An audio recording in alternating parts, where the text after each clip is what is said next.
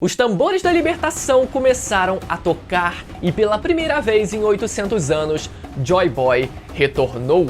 Luffy precisou primeiro morrer para depois poder despertar. E com isso, o Gear 5 finalmente está entre nós, galera. No anime, né? Agora finalmente o tão aguardado momento onde a gente pode ver a animação do Gear 5 em ação chegou com o episódio 1070 de One Piece, né? Terminou exatamente no ponto onde o capítulo referente a esse episódio terminou, mas lá no previewzinho a gente já pode ter uma noção, inclusive a gente já teve o trailer de como mais ou menos vai ser a pegada da animação. Mas eu já estou devidamente trajado com meu chapéu aqui pra gente comentar sobre esse episódio. Será que o Luffy de fato ele morreu? Eu tenho certeza que muita gente tem essa dúvida e pode ter se confundido em algumas coisas referentes a esse despertar do Luffy, e a gente vai falar sobre isso também nesse vídeo. Não antes de lembrar você de conferir a sua inscrição no canal e de ativar o sininho, galera. Semana que vem é o grande momento e vocês podem marcar presença aqui no canal que domingão vai ter vídeo comentando também o episódio 1071 do anime de One Piece, beleza? Então não esquece de conferir a sua inscrição, beleza? Vambora então!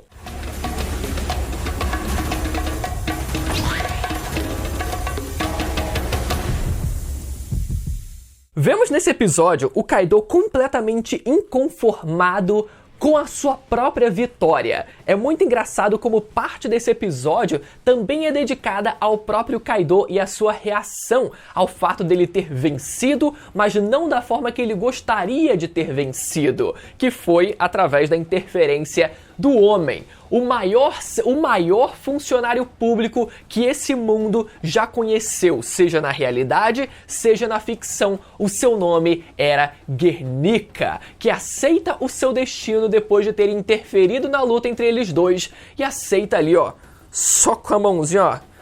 Só com a mãozinha cruzada aqui, o bracinho cruzado e esperando a porrada.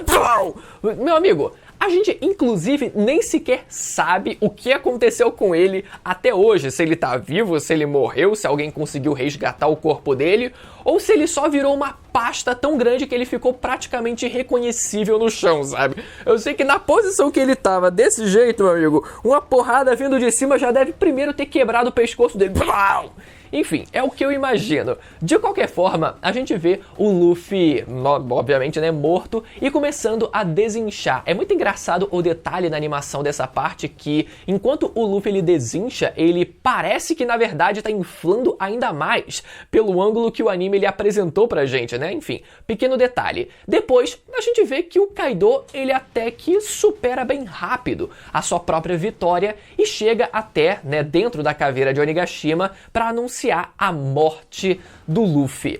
E é muito engraçado como quando o Kaido ele se enfia ali, né, nos arredores ali internos da caveira de Onigashima, que ele sempre tem que fazer 1 milhão de voltas antes dele parar e começar a falar, porque ele é tão grande que ele precisa, né, se contorcer todo ali. Peraí, deixa eu me ajeitar aqui. E aí depois ele começa a falar. É sempre isso. Vocês podem reparar que acontece mais de uma vez ao longo desse episódio, né?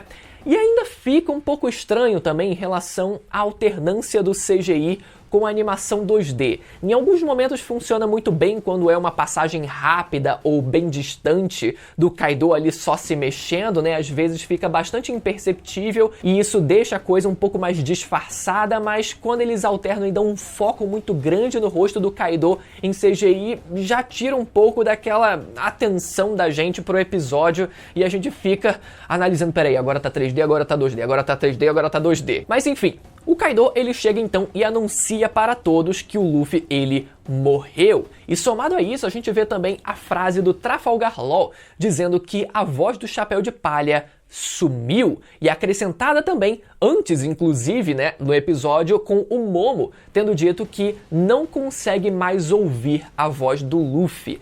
Essas frases elas são muito importantes porque elas servem para corroborar realmente a ideia de que o Luffy, ele de fato morreu, e a gente tem como provar isso com uma fala anterior, com um caso anterior que a gente já teve na história. Porque a gente pode ser levado a pensar que quando um personagem ele diz que a voz de fulano ou ciclano desapareceu, poderia significar que a pessoa simplesmente foi derrotada e não que ela necessariamente morreu. Mas sim, galera, o Luffy de fato ele morreu nesse episódio, e quando a gente volta pra Dressrosa, lá no arco de Dressrosa, a gente tem o caso contrário, onde o LOL ele foi derrotado, né, pelo Doflamingo e foi levado até o palácio. E nisso a gente pode ver o Luffy ele dizendo que ainda havia esperança pelo fato da voz do Trafalgar Law não ter desaparecido. Ou seja, a gente vê um Trafalgar Law desacordado, derrotado, mas ainda emanando uma voz que foi reconhecida pelo Luffy como um sinal de esperança de que valeria a pena continuar lutando para salvar ele. Ou seja, caso o Trafalgar Law tivesse morrido, ele teria dito que a voz realmente teria desaparecido por completo, o que foi o que aconteceu nesse caso. A voz do Luffy desapareceu e foi dita por mais de um personagem. Então fica muito claro que não é a opinião ou o erro, possível erro de fulano ou ciclano, não. Foi dito por mais de um personagem e o Luffy de fato morreu. E a pergunta que fica com isso é como o Luffy ele conseguiu ressuscitar já que ele morreu, né? Vamos falar sobre isso mais daqui a pouquinho, mas ao longo desse episódio é muito engraçado porque, por mais que a gente saiba que o Luffy, ele obviamente não vai morrer, mesmo que ele tenha morrido, foi engraçado que esse episódio e o capítulo referente a ele, eles deram um espaço mínimo, né? Um tempo mínimo pra gente sentir essa perda e principalmente ver a perspectiva dos próprios personagens a esse acontecimento, né? Caso o Luffy tivesse morrido, como os outros personagens iriam reagir? E a gente pode ver primeiro, por exemplo, a reação da Nami, dizendo que o Luffy nunca morreria mesmo de morte matada e indo pra cima do Kaido tirar satisfação com ele. Parem de espalhar fake news! Que o Luffy morreu, parem de espalhar fake news, dizendo pra ele, chamando de calango, chamando de cobra feia, enfim, quase morrendo ali, o Marco tendo que salvar ela. Depois a gente vendo também, por exemplo, o discurso da Yamato ali com o Momo, né, dizendo que, independente daquilo, eles vão morrer juntos, eles vão continuar lutando até o fim, porque eles estavam decididos a isso. Enfim, então foi muito legal que a gente pode ver a reação principalmente da Nami, da Yamato e de outros personagens também, né, como o LOL e até personagens menores, como o Kid, né? Com eles continuando, decidindo a continuar lutando ali, né? Enfim, bom, fazer o quê, né? Vamos lá! Era o meu último golpe, segundo o Trafalgar Law. Era o meu último golpe, mas... era zoeira, galera. Vambora, vamos continuar lutando. Nisso, voltamos para o Luffy, onde vemos os tambores da libertação começando a tocar, galera. O som e o grande destaque desse episódio, que foi para a trilha sonora, galera, entregou uma intensidade ali na música dos tambores ali, eu conseguia visualizar quase a galera lá no século perdido, tocando uma porrada de tambores. Poderia até ser interessante se eles tivessem acrescentado isso ao longo desse episódio, sabe? Nessa parte, ter tido ali, ó, um pequeno flashbackzinho ali, meio translúcido, da galera, sei lá, 800 anos atrás, quem sabe lá, porretando os tambores só pra gente ficar aí, caraca, foi assim que aconteceu na época.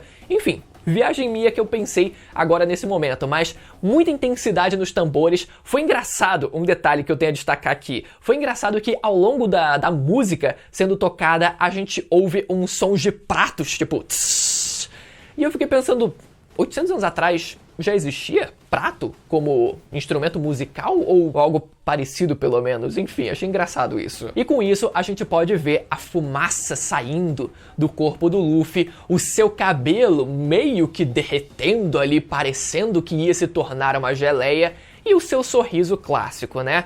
Foi muito parecido com o que foi no mangá e não foi nada muito diferente até de animações feitas por fãs que já tinham animado essa cena, e a gente vê algo muito parecido também aqui nesse episódio, né? Então, como eu falei, o grande brilho dessa cena vai para a trilha sonora, que é basicamente exclusiva, né, do anime, e foi isso que deu a intensidade que essa animação precisava. Mas fora isso, a animação ficou muito fiel ao que a gente viu no mangá. E nisso a gente tem o discurso, né, de Zunisha dizendo que Joy Boy retornou, o que fez com que a gente ficasse na época enlouquecido, né, pensando que o Luffy tinha sido possuído, né? Com ele com aquele sorrisinho diferente, com cabelo e tal, a gente criou altas teorias. E agora a gente já tem uma percepção mais apurada do que aconteceu nesse momento, né? Tanto que no episódio seguinte, a gente já descobre que as frutas do tipo Zoan possuem consciências. E depois, mais adiante, até a gente descobre que as consciências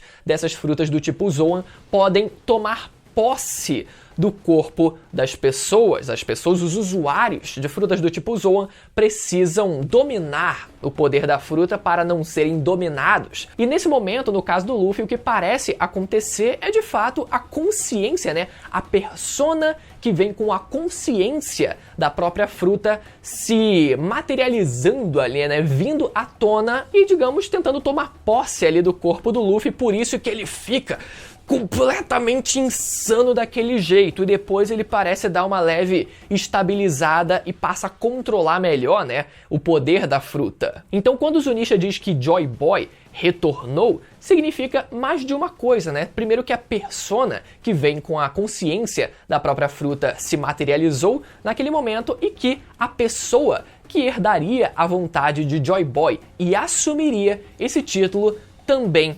apareceu, nesse caso, o próprio Luffy, né, tendo a capacidade de despertar a fruta do deus do sol Nika. E obviamente que essa cena baitou a gente de uma forma completamente inacreditável. No mangá, a gente acreditando que o Luffy ele continuaria com esse cabelo meio gelatinoso e depois a gente pensando que ele teria uma coloração, né, do cabelo dele na cor amarela, né, o que não foi o caso. Então, galera, a justificativa para o Luffy ele ter conseguido voltar à vida talvez realmente tenha sido, né, a consciência da sua fruta tomando posse do seu corpo e com isso ele não ficando 100% possuído, mas ele ficando quase, né, entrando nessa disputa de quem vai dominar aquele corpo. Mas acredito muito que quem tenha sido o grande responsável por fazer o Luffy voltar à vida tenha sido a consciência da sua própria fruta. Ainda é algo debatível, não é algo ainda 100% cravado, até mesmo no mangá,